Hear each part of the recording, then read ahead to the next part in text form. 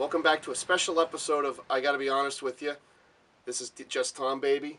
D-Man. Dunnzilla. And today, our special episode, we interview a man, Dana Pelkey, who's got a vast history with Wonderland Comics, and we're going to ask him a few questions about it. Dana, just tell us a little bit about your background with comics and how you got involved in it. Well, I loved comics when I was a kid. We used to go to a place up the street here called Pevner's. It was right next to the Bradley Playhouse, which was the Imperial Cinema, where I saw the original Star Wars. I was 6 years old. I fell asleep. I saw... Riveting, huh? I saw everything that there was to see when I was a kid. But anyway, at Pevner's, they had this wonderful magazine rack, this comic rack, that was unbelievable. And a lot of times I would go in there with my 60 cents, $1, or whatever I had for my allowance back then. This is we're talking the 70s, and Free inflation. yeah, and and a lot of times I would wonder which Sergeant Rock or which Avengers comics I wanted to get, and a lot of times I ended up getting a 100-page giant, just blowing the whole thing right on a 100-page giant. That was a deal back then. Yeah, and then I really, when Pevner's went out, I really, just got into the whole thing of growing up, and comics kind of went aside for a long time, and one day I went into what was Wonderland Comics. It was this little tiny closet of a space on Lee Street, right down the street here. It was very, very small, not even as big as the office or a bathroom here, and it was that small. And I saw comics in a whole new light. I hadn't seen. I expected to see like the Avengers or what was going on in the very pulpy like paper comics, and they were new, very flashy, very, very shiny comics. Image Comics had just come out. Valiant Comics were doing their thing, and I was just riveted by. I picked up my first copy of Cry for Dawn, and I was like, "Wow!" Cry for Dawn. Yeah, Nice. and I couldn't believe that comics weren't just for children anymore. Oh yeah, comics had become something quite different, and I really enjoyed it. So that's about the time that Preacher and all those came out too, around that area, like a close little bit to later, that. but yes, Well, yeah. Transmetropolitan definitely. Transmet, Yep, good Transmet. book, yep. Which I must say, I will let you know, he actually turned me on to it. It's a really good comic if you ever get a chance to read it. Spider Jerusalem. Spider Jerusalem, yeah. 60 issues in one?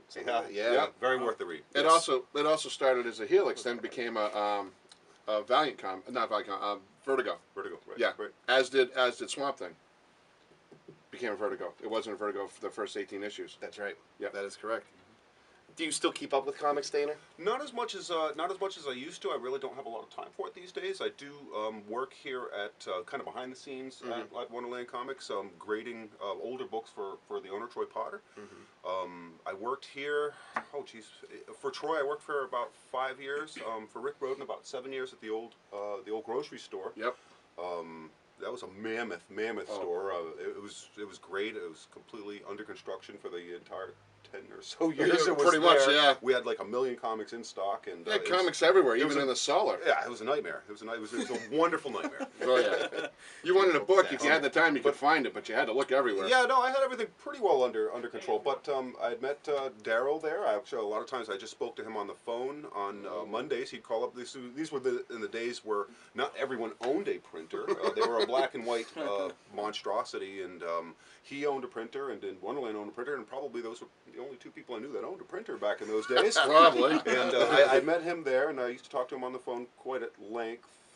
On Mondays. Yep. There were Mondays that were horror days. And then your checklists, is that what it was? The checklist, yeah, and I'd read off the entire invoice to him. And let's see, then when Troy Potter bought this place, we started a new thing. We put up all the walls here and all the racks here, and I got to meet Just Tom and Dunnzilla, last of the House of Frankenstein, really, the last Count. Yeah. Dunnzilla, there is. Dunnzilla. I had no idea where you were going with that, but already like House of Frankenstein with House John of Frankenstein. Carradine? He's the last of the House of Frankenduns, really. He's the Omega Man. Yeah. So he's the heir to the throne, is what you're This is saying. the guy that gave me most of my nicknames. Oh, really? Yes. Oh, my God. It was a combination between the two of us. Yeah. His was sober, mine were not. Well, that's kind of sad in its own way, but okay then. So, but all things considered, Wow. yeah, wow. So, and all things getting back on topic, scene. I'm the first one to do that in the whole shows that we've ever done. Do you think it's really great that Wonderland Comics is still strong and actually making a difference in the town. How many years? 25 years? This is Oh. this is a landmark here. It is probably one of the oldest comic stores in the country. I know before that, when I used to work for Rick, we used to talk about a place in, I believe, Boston that's like from 1970 or so. Yeah. That is the oldest one, but 25 years that's a strong That's an comic shop. eternity, Yeah, it is. man. That's a You know, strong comic shop. That's a long. And it's time. also shows one thing that, you know, being in a small town like Putnam, that people really, half the world probably doesn't even know where Putnam is. Right. To actually have a comic store that's thrived and actually has come with the times is a point to like have us doing a show like this and to have, you know, other stuff and to get, you know, stay current with stuff is actually awesome to stay, you know, just to stay. Well, I love the camaraderie of comic book stores. You know, I'll go to other stores in other towns, and Right. I'll meet a lot of people that I see here. Right. Well, a lot of people jump around. They jump around, you know what I mean? But if you're They dedicated jump to around, they get up, they get up, they get down. Yeah. Oh my God. House Nice. of Pain style. Jump around, little whatever. Yeah. HOP. HOP. HOP. There you go. So as I was saying though, but it's cool because a lot of people, if they like the store, and I what I like about this store, and I think which has always been the store, is it has heart. It has heart. It has. Oh my It God, has he heart. kissed me. Oh my God, help me. Makes I me mean, not sober. when Dana was here, when Dana worked in the store, which a lot of you might remember, but not remember, he was the heart of the store. He was the heart. He was He was just the he man. was He was the Wonderland. man. He was the man. And to carry that on now that Dana's gone on to better and bigger things or different things, there's a guy there named Don. I don't know his last name. What's Don's last name? Johnson. I don't know. Don Johnson. Don Johnson. Oh great. my God, I didn't know that. Anyway, That's his name. really? Wow. All right, well, now we just learned something. Don Johnson is... For those who don't know, Don Johnson's cool. Both of them. Yeah, both of them. But Don Johnson is the guy who runs the store, is in the He's store all the time. actually affectionately known in the streets here in Putnam as Don the Ponytail Johnson. Okay, I can understand that. Well, anyway, Don the Ponytail Johnson, had the mullet as back we now know him, as we now find out, he is Wonderland Comics. Wonderland Comics, he does... He's the heart and soul of Wonderland. When you want to come into Wonderland, he's the guy to go see. He'll help you out.